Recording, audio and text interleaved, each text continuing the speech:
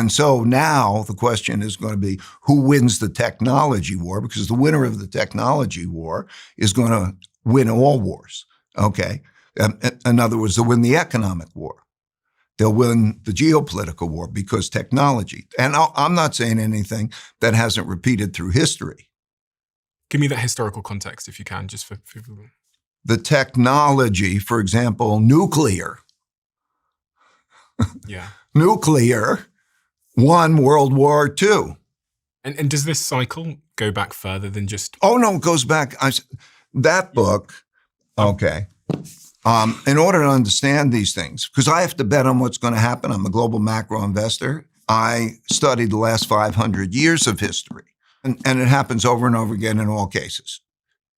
So I could take the British Empire, I could take you through all the empires, the Dutch Empire before that and all this, and it happens all the time. I watched your videos about this, and it was truly fascinating how predictable this stuff is, and the work that you've done to uncover this trend throughout history. I mean, it's almost, for me, it was almost irrefutable watching the evidence in I think it's like a 40-minute video on YouTube where you show how this played out through empires. And it begs the question, because when you live in the United States, when you're in the present time, you almost never assume that the empire you're in could fall.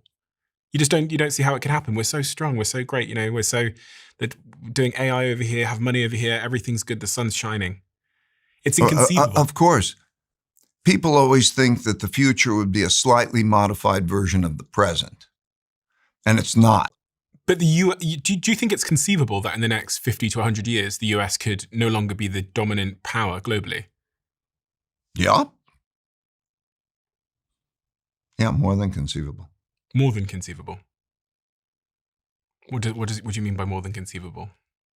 I mean that these evolutions always take place, and they take place in a certain way, and that if you look at the probabilities and the paths and the symptoms, there is a challenge.